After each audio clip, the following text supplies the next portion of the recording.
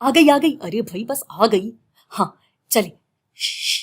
Miss Sadia का lecture शुरू हो रहा है। हाँ पेपर पेंसिल। हाँ ये जी मिस। हम्म वही पुरानी वाली मिसाल से शुरू करते हैं कि मैंने पैसे जमा किए और बैंक खरीदा, जिसकी वजह से मेरे असासे भी 10 लाख हैं और मेरी ओनर इक्विटी यानी मालिकान का पैसा भी। और अब तसव्वुर करते हैं कि आप मेरे बैंक में 1 करोड़ के बजाय 10 लाख रुपए रखवाते हैं, जो कि आप कभी भी वापस मांग सकते हैं। चुनाचे मेरी जिम्मेदारी भी है 10 लाख रुपए की। अब तसव्वुर करते हैं कि एक बंदा आता है बैंक में और कहता है कि उसको 50 लाख रुपए उधार चाहिए।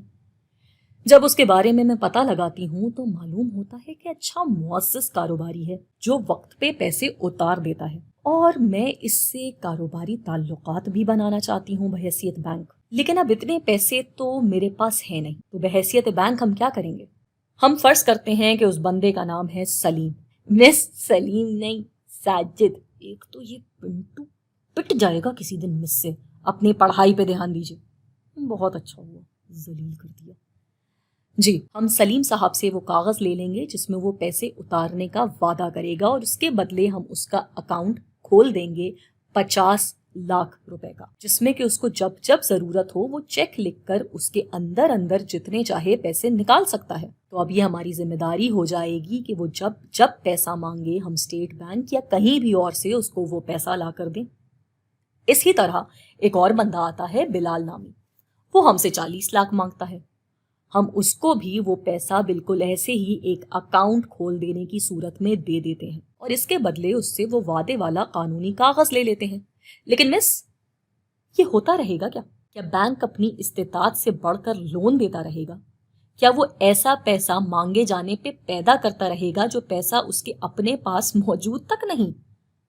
साजिद भाई ने सवाल तो बड़ा बेहतरीन किया है। मिस भी मुस्कुराए।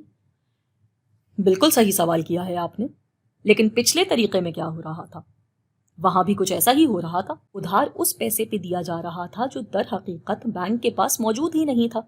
एक ऐसा पैसा जो किसी और का है, बैंक के लिए उतना ही कारआमद है जितना कि पैसे का न होना, मगर फिर भी वो अपने पास पैसा न होते हुए भी उधार दे रहा होता है कि अगर कुछ मसला हो तो स्टेट बैंक संभाल लेगा। और कुछ ऐसा ही वो अभी कर रहा है इस वाली मिसाल में, जहां उसके पास पैसा तो नहीं है मगर उधार दे रहा है कि हाँ अगर कुछ गलत हुआ तो स्टेट बैंक संभाल लेगा। हाँ, खुशी तो चेक करो साजिद भाई की।